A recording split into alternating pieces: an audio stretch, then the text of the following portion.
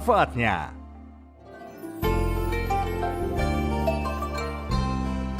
Assalamualaikum. Waalaikumsalam warahmatullahi wabarakatuh. Baik, kita selawat terlebih dahulu.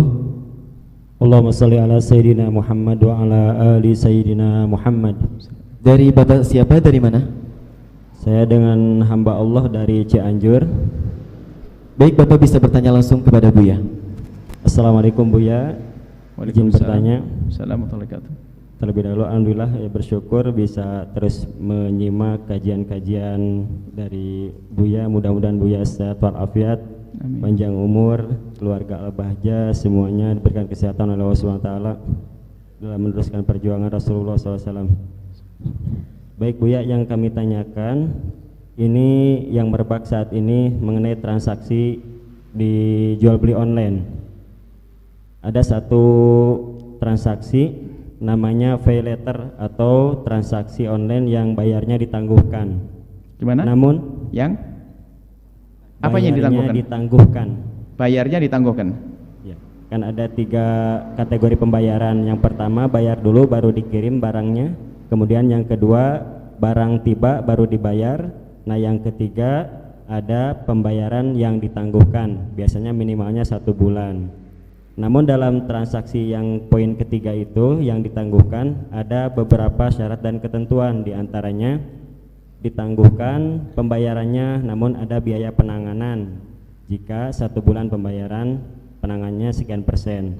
Kemudian ketika lebih dari 1 bulan ada bunga sekian persen, dan ketika ada keterlambatan pembayaran itu juga ada bunga penambahan dari pembayaran tersebut.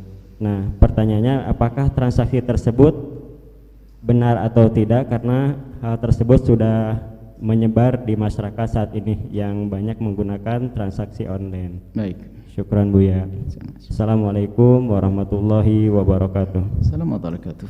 Transaksi online, jual beli online itu ditinjau dari fikih pertama ini ada dasarnya dulu. Jual beli online itu sendiri boleh atau tidak ya? Jual beli online, apakah barang datang atau bayar dulu, yang penting jual beli online. Di dalam hal ini ulama berbeda pendapat di dalam masalah untuk dianggap sah dalam transaksi jual beli adalah seorang pembeli harus mengetahui atau melihat barang yang dijual dengan pasti. Kalau kita membeli sesuatu yang tidak pernah kita lihat, bai' majhul, maka tidak boleh. Itu dalam madhab kita Imam Asy-Syafi'i. Maka dari sini kalau kita transaksi online, jual beli online, menurut madhab Imam Syafi'i tidak sah. Tapi madhab kita kan banyak untuk dalam masalah muamalah khususnya, seperti madhabnya Imam Malik rahimahullahu ta'ala, madhab Imam Abu Hanifah. Jadi seorang pembeli tidak harus tahu barangnya. Kalau madhab Imam Malik, yang penting ada apa namanya, ciri-ciri yang disebutkan, muwasofatnya atau apa ya. Kalau barang komposisinya atau apa. Menurut madhab Malik, asalkan sudah disebutkan tentang ciri-cirinya, lalu dia cocok dengan ciri tersebut, maka dalam madhab Malik sudah dianggap itu tahu barang yang akan dibelinya, sah. Tapi madhab Imam Abu Hanifah nggak pakai itu, sah aja biarpun kita nggak tahu. Cuman semua fuqaha itu pasti ringan di sini akan berat di sisi lain demi keseimbangan, keserasian dan kebaikan. Nah, di dalam madhab Imam Abu Hanifah dan juga madhab Imam Malik itu, setelah transaksi seperti itu diperkenankan, maka ujungnya juga akhirnya sama dengan madhab Syafi'i. Ujungnya apa dalam madhab Hanafi? Harus ada khiyar.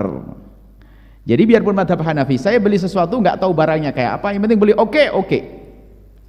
Tatonya setelah sampai kepada saya, barangnya nggak sesuai, maka saya berhak untuk membatalkan. Khiyar, kalau memang tidak sesuai.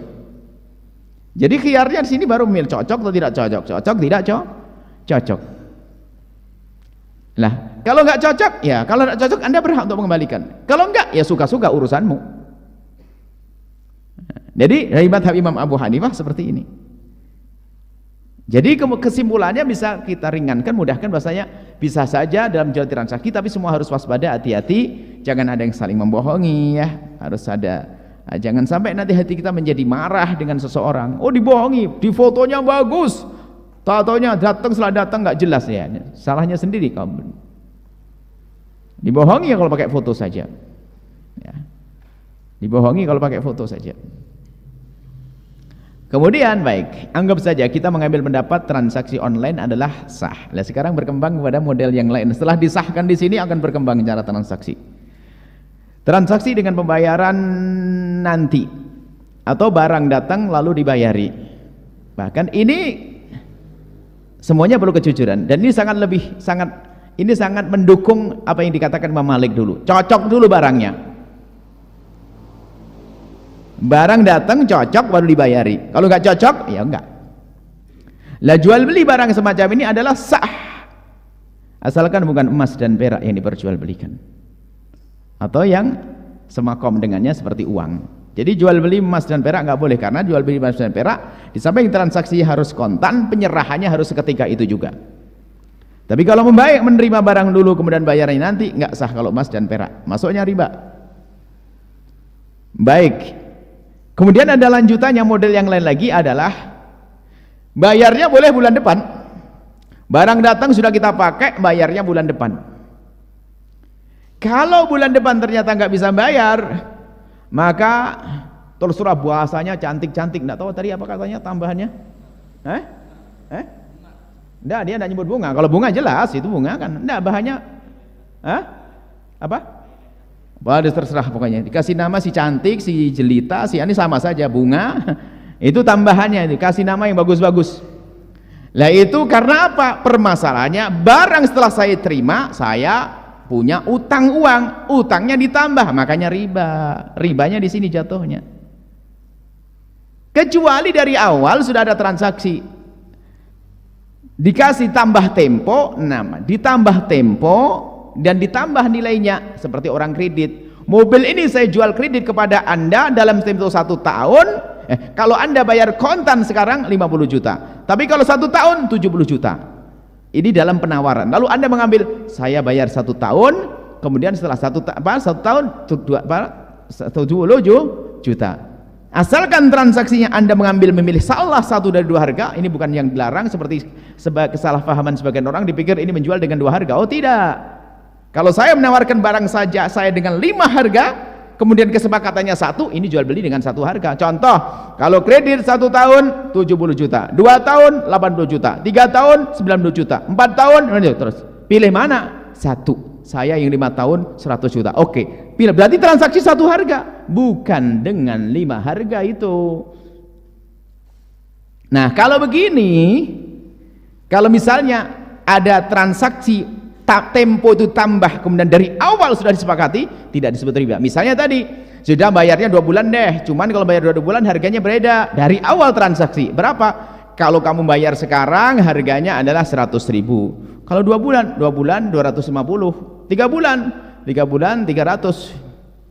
Wah, kalau sekarang nggak punya duit 3 bulan aja deh, karena kalau saya bisnis kan kayaknya jalan ini.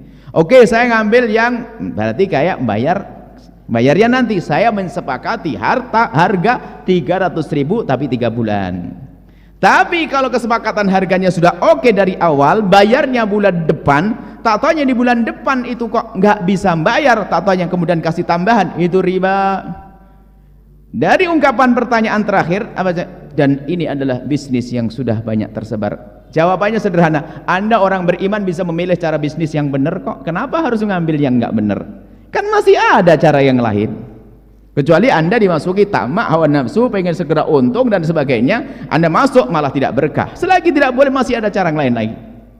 Kecuali seluruh dunia nggak mau diketahui jalan cara itu, baru Anda bab darurat itu. Masih banyak cara bisnis yang lain. Jangan memaksakan dengan cara jual beli yang ternyata di dalamnya ada keharaman, apalagi di situ ada riba. Maka hati-hati kalau riba. Ngajak perang dengan Allah, perang kok dengan Allah, hancur orang itu.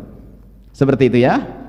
Semoga Allah memberikan pemahaman kepada kita yang pernah berurusan dengan transaksi semacam itu, segera bisa menarik diri dan tobat, berganti dengan transaksi yang indah. Nah, kalau sudah punya niat begitu, ya sudah. Berarti Anda itu niat melarat betul.